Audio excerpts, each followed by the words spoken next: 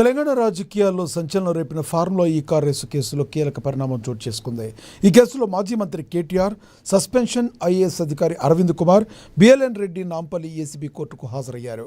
ముగ్గురి వాదనలు విన్న కోర్టు ₹1,00,000 పూచీకత్తుతో పాటు 2 ష్యూరిటీలను సమర్పించాలని ఆదేశాలిచ్చింది. అనంతరం కేసు తదుపరి విచారణను వచ్చే నెల 25వ తేదీకి వాయిదా వేస్తుంది.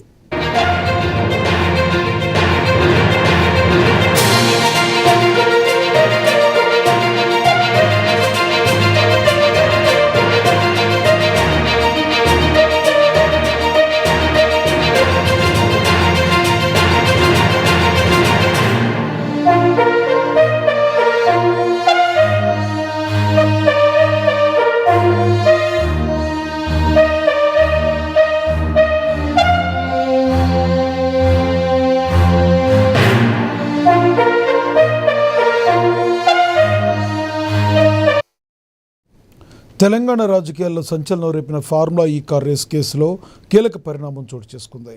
ఈ కేసులో మాజీ మంత్రి కేటీఆర్, సస్పెన్షన్ ఐఏఎస్ అధికారి అరవింద్ కుమార్, బిఎల్ఎన్ రెడ్డి నాంపల్లి ఏసీబీ కోర్టుకు హాజరయ్యారు.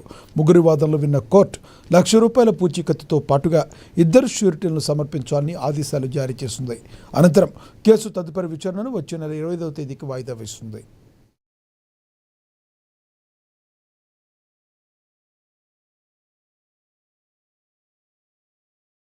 అనేది ప్రివెన్షన్ ఆఫ్ కరప్షన్ యాక్ట్ కి సంబంధించి ఛార్జ్ షీట్ లో నమోదు చేయడం జరిగింది. ఎక్కడ కూడా సెక్షన్ 13(1) అండ్ 13(2) ఎక్కడ కూడా అప్లికేబుల్ అవుతున్నట్టు ఎవిడెన్స్ కావచ్చు, డాక్యుమెంట్స్ కావచ్చు, ఇయర్స్ ఎవిడెన్స్ కావచ్చు, ఈవెన్ ఐ విట్నెస్ ఎవిడెన్స్ కావచ్చు, ఎక్కడ కూడా డాక్యుమెంట్స్ లో ఎవిడెన్స్ అనేది ప్రాపర్ గా కేటీఆర్ గారికి లేదు. దీన్ని సీరియస్ గా మేము లీగల్ టీం అదే సీనియర్ అడ్వకేట్ దీన్ని డిఫెండ్ చేయబోతున్నాం.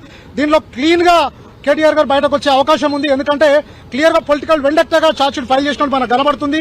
క్లియర్ చాలా సందర్భాల్లో హైకోర్టు కూడా చెప్పడం జరిగింది. ఇక్కడ ఇన్వెస్టిగేషన్ అనేది ప్రాపర్ గా జరగలేదు, ఫెయిర్ ఇన్వెస్టిగేషన్ కాదనేది మేము కోర్టులో వాదించే అవకాశం ఉంది. దీన్ని సీరియస్ గా మేము అడ్వకేట్స్ డిఫెండ్ చేసే అవకాశం ఉంది. అనేది ప్రివెన్షన్ ఆఫ్ కరప్షన్ యాక్ట్ కి సంబంధించి ఛార్జ్ షీట్ లో నమోదు చేయడం జరిగింది. ఎక్కడ కూడా సెక్షన్ 13(1) అండ్ 13(2) ఎక్కడ కూడా అప్లికేబుల్ అవుతున్నట్టు ఎవిడెన్స్ కాబట్టి